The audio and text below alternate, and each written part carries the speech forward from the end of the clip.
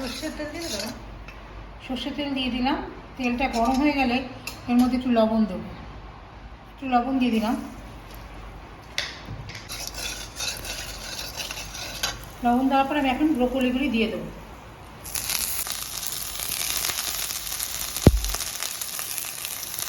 ব্রোকলিতে খুব জল হয়, তাই আমি এইভাবে দিচ্ছি খুন্তির ওপরে।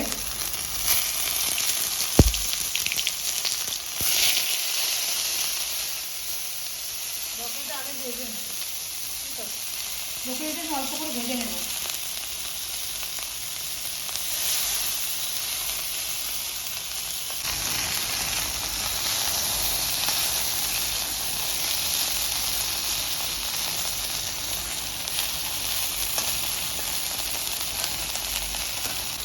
আমি ঢাকা চাপা দিয়ে হাই ফ্লেমে 1 মিনিট করব।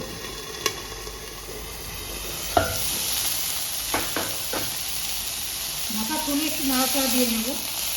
নাড়াচাড়া দিয়ে নিয়ে এটার সাথে একটু ভেজে নেব, হালকা ভেজে নেব। এই যে ভাজা হয়ে গেছে, আমি এগুলো এখন তুলে রাখবো।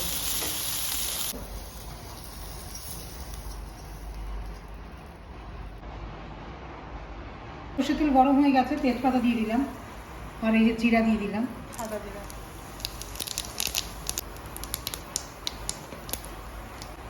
লবণ দিয়ে দিলাম।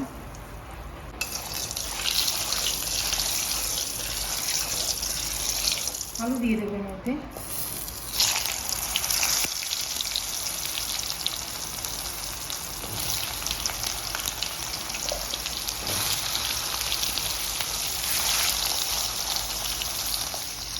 আলুগুলোকে আমি লাল লাল করে একটু ভেজে নেব।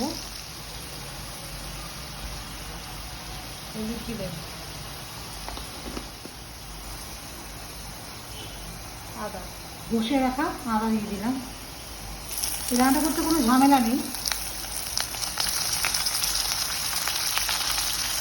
টমেটো দিয়ে দেবো।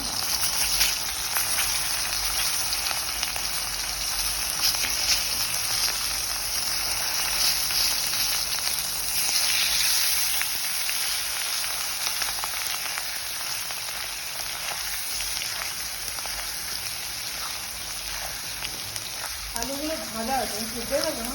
না, সেদ্ধ হবে না, এখন জলে দেবো, তখন সেদ্ধ হয়ে যাবে। 1 চামচ ধনে গুঁড়ো, 1 চামচ জিরা গুঁড়ো, 1 চামচ লঙ্কা গুঁড়ো দিয়ে ভালো করে নাড়াচাড়া মিশিয়ে দেবো। টমেটোর রসে রসে এটা মশলাগুলো হয়ে যাবে। টমেটোর থেকে যে জলটা বেরোবে, এই জলটা দিয়ে মশলাটা হয়ে যাবে। একটা কাঁচা লঙ্কা আমি দিয়ে দেবো কেটে।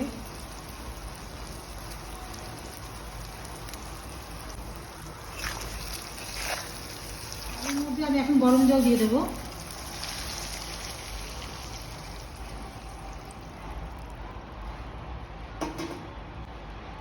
হাই গ্যাস ফ্লেমে আমি এটাকে সেদ্ধ হতে দেবো।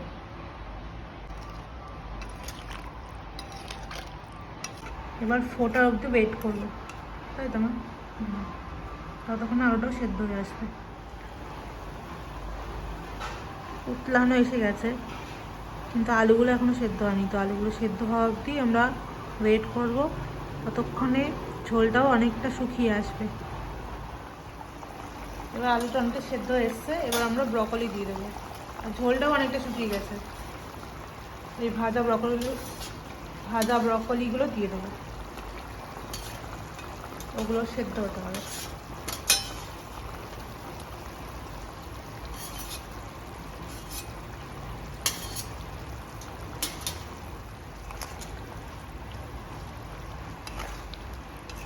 ভাজা ব্রকলি আর আলু এবার একসাথে 5 মিনিট সেদ্ধ করব।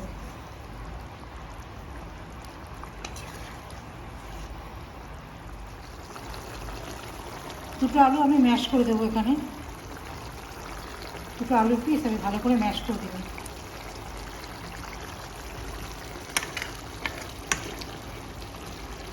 হতে থাকুক। ঠিক হয়ে গেছে, ব্রকলিগুলো সেদ্ধ হয়ে গেছে। গরম মশলা গুঁড়ো দিয়ে দিলাম।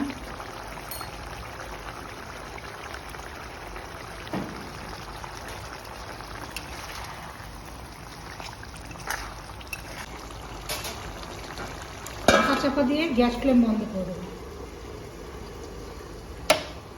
2 মিনিট স্ট্যান্ডিং টাইম দেবো।